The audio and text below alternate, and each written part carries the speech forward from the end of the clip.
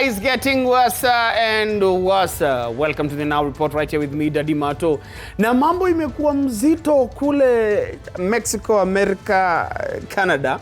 Kwa sababu vitu zinaenda tu happen. Though, jana kuna teams ambazo zilikuwa predicted zinaweza shinda zilishinda. Kama vile France na Mexico. Lakini, kuna watu labda leo wataumia na hatujui. But wacha nisi predict hiyo, wacha tuingie kwa yale ambayo tunafaa kuongelea leo. Ambayo ni vitu kama hivi. Unacheki venye mafuta imekuwa ikikuja na fujo, imekuwa ikikuja na mbio. Now, electric motorbike sales in Kenya have boomed 40% over the last 3 months, triggered by a 22% spike in fuel prices driven by global conflicts. For the nation's critical boda sector, switching to electric boda saves riders roughly 2,000 shillings a day, a massive financial relief where average monthly earnings hover around $100. While competitors like Arkride, Ampersand, and Rome compete for market share, African startup Spyro dominates with 90% of Kenyan sales, targeting a massive 50,000 units in 2026. This commercial transition is outstripping Western adoption because African motorbikes function as primary livelihood tools rather than lifestyle luxuries. To lower initial costs, startups sell entry-level models for around $750 by keeping batteries on a rental rapid swap network that takes under 2 minutes. Despite volatile shipping and supply costs for Chinese parts, the operational savings remain completely unbeatable, and all while running on a grid where 93% of Kenya's electricity comes from green, renewable sources. When I was using a fuel bike, I used to use around 1,000 for fuel. But with electric, I use 600. I can swipe twice or thrice, but most of the time I swipe twice. So you see, it's saving me almost 400 or 500 a day than I used to pay on fuel bike. War has never been good anywhere. It's unfortunate that it's happening. However, the story that we get from this is as a country, we don't have control over fuel. 100% of the fuel in the country is imported. The energy that we source for the EVs is locally sourced, 93% from renewable. So I think this is a wake-up call to the country to look at opportunities and providing incentives and supporting the EV growth in the country, and we'll basically be able to create a sustainable transport. Interesting kusikia that watu wa delivery wanasema this is actually a good investment for them, moving from fuel to electric. Because I know of people who insist that, okay, iki come to speed, power and maintenance, hapa ndio electric bikes zina fail compared to the fuel ones. But of course, everybody has their own version. 1 month's poison is another month's treasure. So hopefully this is actually a long-term solution. Now, unachiki venye tunakujaga hapa hivi tunaongea hizi vitu tunaongea. Alafu saa zingine tunaweza fanya makosa, alafu tukinotice immediately tunaweza apologize, na saa zingine tunaweza samehewa. Sasa kuna mahali haukubaliwi kufanya makosa kama hizo. Especially because it is very specialized, very particular. Now, Turkish state broadcaster, TRT. Imefanya ile kitu. It has pulled a legendary sports commentator off its World Cup roster after he managed to completely mix up the teams of Iran and New Zealand during the opening minutes of a live broadcast. The broadcast team in the United States sidelined veteran announcer Murat Ekrem Simen, pending a full administrative investigation into the on-air blunder. For the first 4 minutes of the Group G clash, Chimen reportedly narrated Iran's attacking plays as New Zealand's moves and vice versa, only correcting himself once the cameras cut directly to a close-up of Iranian forward Mehdi Taremi. The match ultimately ended in a highly competitive 2-2 draw, but the broadcasters' patience had already run completely out, calling the mix-up completely unacceptable under its strict broadcasting guidelines. TRT issued a formal public apology, noting that a professional with over 30 years of sports media experience has absolutely no excuse for failing a basic geography and kit check on the world's biggest football stage. Si wamsamehe tu, hizi vitu happen. Ama anyway, it is well. Hopefully ataweza kuendelea na kazi yake. Aombe msamaha sana, arudi training kidogo. Najua ukikosea kwa barabara ya Kenya unaambiwa urudi driving school kidogo ndio ujikumbushe. Labda anaweza hitaji hiyo. Now, si mnajua PS, wale ambao mnajua. Na mnajua imekuwa kutoka PS1, 2, 3, 4 Pro, alafu 5. Very nice. Si mnajua means za kucheza hizo games zilikuwa ni kwanza watu wa video games wale walianzia na cartridge. Sisi ni wazee. Tulianza na zile cartridge za kuwekelea, unapuliza, unachapa, unafinyilia ndani. Alafu iko na gun, unashoot tu ndege hapo. Very nice. Alafu kuna time ili transition sasa from kuna zile zilikuwa zinawekwa tape, alafu zikakuwa zikiwekwa discs. Ambazo discs zilianza from CD to DVD, unaweza burn game, unaweza copy. Very nice. Hizo zote sasa zinakuwa ancient.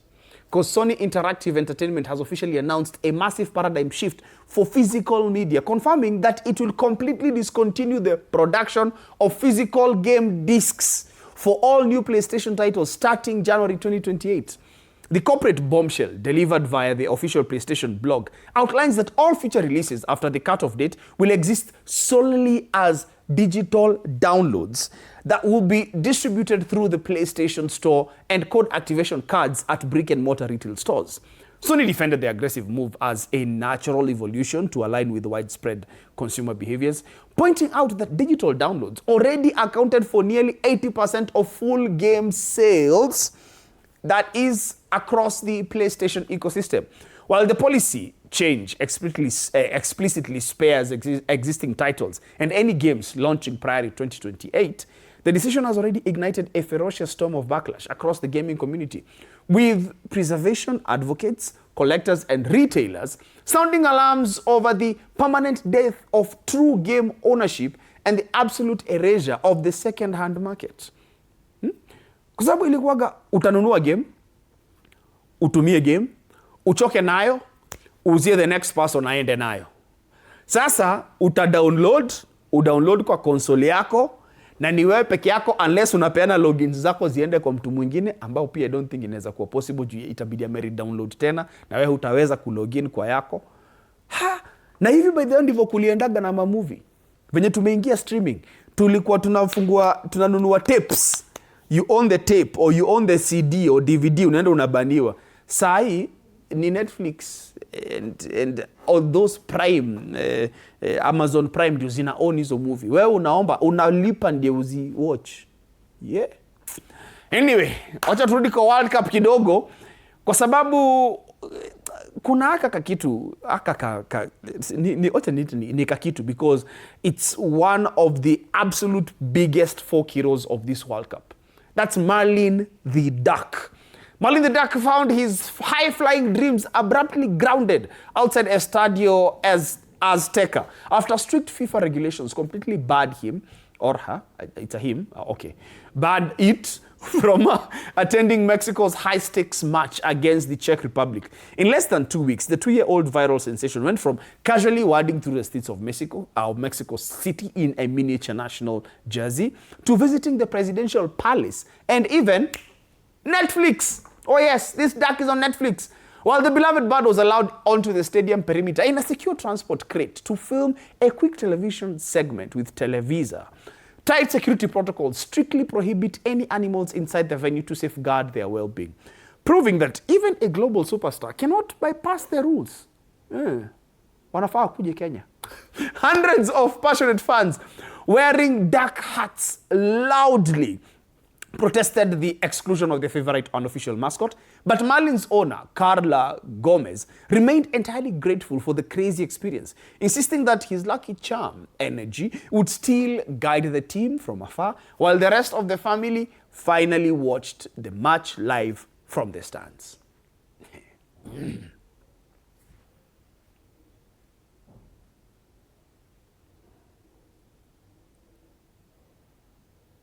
Eh?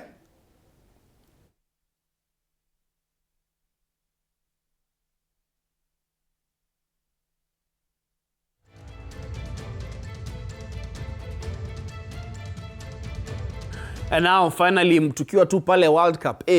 Unasikia saa zingine watu wanatetaga ati mbona unauza tickets za mechi ya kwenda kuona Gor Mahia na AFC ati thao. Hakuna kitu kama hiyo, because a storm is seriously brewing at the World Cup because of the astronomical concession prices that could easily drain someone's entire monthly rent in just 90 minutes of football.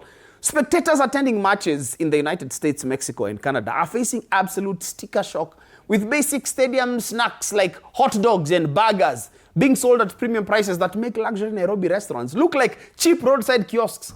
The biggest uproar on the digital timeline, however, centers around the price of a single cup of beer, which has reached such ridiculous heights that netizens are jokingly asking if the drinks were personally brewed by the FIFA president himself.